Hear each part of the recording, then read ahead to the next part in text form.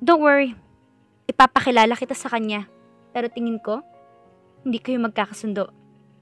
Ganun ho ba? Aniya, malamang hindi nga kasi kapag mayaman, ang sama talaga ng ugali lalo na't unika iho ito at spoiled pa.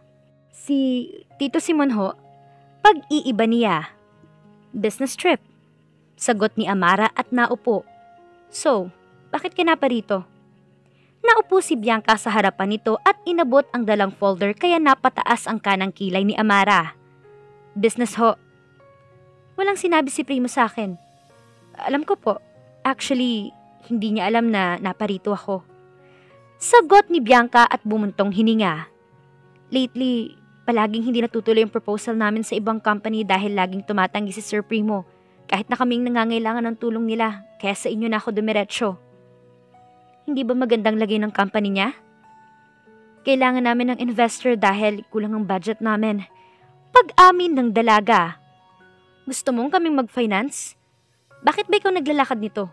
Seryosong tanong ni Amara. Please, huwag mo pong idamay si Primo dito. Ako ho talagang may gusto nito dahil nagigilty ho ako. Dahil sa akin, tinatanggihan niyong makipag-cooperate sa iba. Ano naman ang ginawa mo? Wala po. Alam kong ma-attitude ako minsan pero this time, wala talaga. Yung mga lalaki kasi palaging sinasabi na gusto nila akong makasama sa project na ayaw ni Primo. Bakit ayaw niya? Boyfriend ko ho siya. Naiilang na sagot niya sa kainiwasang tingin. Boyfriend? Ulit ni Amara. Walang naging boyfriend si Annie at ayaw nito sa mga lalaki pero ngayon biglang nagkaroon ng boyfriend at si Primo pa. Si Primo na ayaw na niyang makasama sa shooting game dahil tinalo siya nito noong mga bata pa sila. Wika ni Amara sa sarili. Yes po. Since kayong dalawa na sabi mo, matanong kita. Hanggang saan na umabot ang relasyon ninyo? Seryosong tanong ni Amara pero natigilan sa pinto nang may kumatok at biglang bumukas ito. Good afternoon, Tita Amara. Humahangos na bati ni Primo. I'm sorry kung pumunta siya ng walang appointment. Primo. Ani ni Bianca. Uwi na tayo. Mahinahong yaya ni Primo at hinawakan sa kanang kamay ang dalaga. Pasensya na ho. It's okay. Sabi ni Amara. Make sure na sa susunod na hakbang ng sekretary mo ay alam mo na. Delikadong ginagawa niya. Yes po. Magalang na sabi ni Primo. Gusto ko lang makatulong. Agad na paliwanag ni Bianca. Don't worry. Pag-aaralan ko ang proposal na ito. Sabi ni Amara at kinuha ang folder. Thank you po. Pasalamat ni Primo at hinila na si Bianca palabas ng opisina saka tumungo sa VIP elevator. Nang lumabas sila, hindi maiwasang mapatingin ang mga empleyado sa kanila lalo na't magkahawak kamay sila hanggang sa makapasok sila sa kotse. Sa susunod na umalis ka, paalam ka. Galit na sabi ng binata. Kapag magpapaalam ba ako, papayagan mo ba ako? Hindi, di ba? Ano bang pumasok sa isip mo at gusto ko lang makatulong, Primo? Sagot niya na walang pakialam kay Diego kung marinig man ang usapan nila. Kasalanan kong lahat kung bakit hindi ka pa rin nakahanap ng investor. Wala kang kasalanan dahil desisyon ko yun, Bianca. Feeling ko, kasalanan ko, Primo. At wala namang masama kung hihingi tayo ng tulong sa mga Cruz, di ba? Ayokong humingi ng tulong sa kanila. Kung mayroon man akong huling lalapitan, sila yun. Giit ni Primo. Hindi pwede lalo na't sinalakay na niya ang binabantayan niya. Baka isipin ng mga ito na pera lang ang habol niya sa mga Cruz. Aside sa gusto niyang bigyan ng hustisya ang pagkawala ng mga magulang, gusto rin niyang matapos ang krimen na ginagawa ng grupo na iyon para bumalik na ang katahimikan sa business industry. Bakit ba? Mabait naman sila. Basta, sa susunod magpaalam ka na. Sabi ni Primo at umusod para dumistansya kay Bianca. Nang dumating sa bahay, dumiretso sa kwarto at nagpalit ng damit habang si Primo naman ay nagluto sa kusina. Bianca? Tawag ni Primo habang kumakatok. Kain na tayo. Bababa na. Sagot ng dalaga at sinabayan sa pagkain si Primo pero hindi sila nag-usap. Ako na magliligpit. Sabi ng binata. Magpahinga ka na sa kwarto mo. Inirapan siya ni Bianca bago tinalikuran. Nang matapos si Primo, pumunta siya sa kwarto ni Bianca. Hindi ka pa ba matutulog? Tanong ng binata. Pakailan mo. Sagot niya at inayos ang kumot sa katinalikuran ng binata. Naramdaman niyang nahiga si Primo sa tabi niya. I'm sorry. Paumanhin ni Primo at niyakap siya. Masyadong delikadong ginawa mo. Paano kung nakidnap ka na naman? Pagod na akong magtago, Primo. I'm sorry. Matatapos din ang lahat ng to. Just give me time, okay? Pakiusap niya. Kaunti na lang at tanda ng matauhan ko. So ngayon ito, train na sila at maghanda ng traps para sa Lion Phoenix. Ang pinakamahalaga ay mahuling leader nila at kapag nangyari yon, malaya ka nang gawin ang gusto mo. Sure ka? Parang batang tanong ng dalaga. Oo naman. Sure ako. Trust me, okay?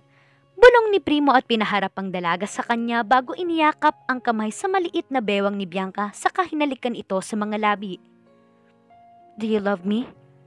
Tanong ng dalaga habang nakatitig sa mga mata ng binata. Ikaw, do you love me? Tanong naman ni Primo kaya tumango ang dalaga. Mahal na mahal kita, Primo. Agad na tumabi si Primo sa kanya. Gusto sana niyang tumutol dahil hindi niya narinig ang gustong marinig pero kusa na ring bumigay ang katawan niya dahil sa halik ng binata. Nagmamadaling nag-alis sila ng damit at sinabayan niya ang nais ng mga puso nila. I love you, Primo. Bulong ni Bianca habang tinatapik ang likod ng kasintahan. I love you too, Annie. Pagod na sagot ni Primo pero biglang nahulog sa kama nang tinulak ng dalaga. Ang sabi mo? Annie? Galit na tanong niya. Never mind. Sagot ni Primo. Labas. Ubod ng lakas na sigaw ni Bianca. I don't wanna see you again. Pinaghahagis niya ang unan sa binata pero tinanggap lang iyon ni Primo at hindi umiwas. Good night, sabi ni Primo at lumabas para hindi na sila mag-away. Hindi naman si Bianca ang mahal niya kundi si Annie kaya bakit niya babawiin? Aniya sa sarili. Morning, bati ni Diego daw pumasok pero wala ni isang sumagot. Busy ang dalawa sa kanya-kanyang trabaho. Diego, paki-photocopy nga nito. Pakiusap ni Primo. Sige ho, boss. Sagot niya at kinuha ang mga papel. At pakibigay rin ito kay Dayan. Sagot nito kaya tumungo si Diego. Madam. Huwag mo akong kausapin, Diego. Agad na wika ni Bianca kaya napatingin si Diego kay Primo. Sumenyas ito na lumabas kaya agad na lumabas si Diego bago pa mapagbuntungan ng inis ni Bianca. Diego? Si Primo. Tanong ni Trina nang makasalubong niya. Nasa opisina. Si Annie. Nasa opisina rin ho, madam. Sagot ni Diego. Pero ingat ka. LQ yatang dalawa. Bulong ni Diego. Alam mo naman yung pinsan ko. Napaka-moody. Bulong ni Trina saka dumiretso sa opisina ni Primo. Hello guys. Good morning. Masigla niyang bati pero walang pumansin sa kanya. Kumain na ba kayo? Nagkape? Parang walang buhay ang opisina. May kailangan ka, Trina? Tanong ni Primo. Kuya, bibisita lang. Malapit na palang birthday ko kaya gusto ko kayong i-invite. Sagot niya sabay bigay kay Primo ng invitation card.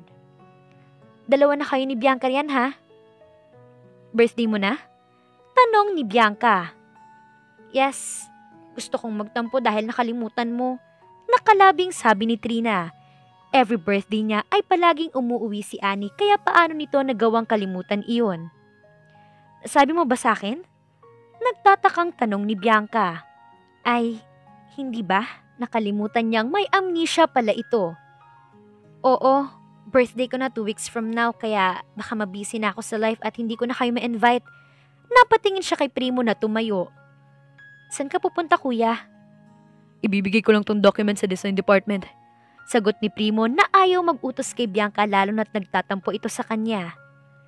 Sige po, hindi rin naman ako magtatagal kasi may aasikasuhin pa ako. Ani ni Trina. Salamat sa pag-invite. Pasalamat ni Bianca na feeling niya ang swerte niya dahil invited siya sa birthday ni Trina. Siyempre mayaman ito at bihira lang siya ma-invite ng mayayamang tao.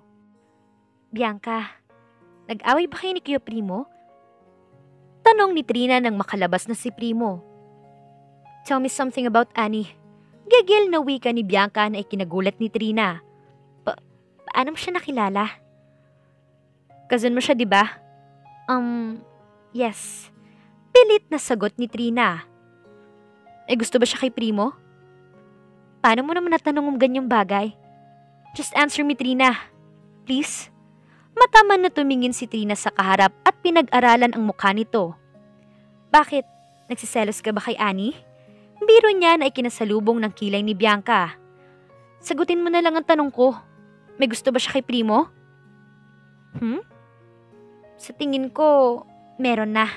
Sagot ni Trina. Naging sila ba ni Primo? Tingin ko, magiging sila kapag i-push nilang pagmamahalan nila. Sagot ni Trina. Oh great, bagay nga sila. Dalawang mayaman. Wika ni Bianca na naiko yung mga kamao. Tell me honestly, gusto mo ba si Primo?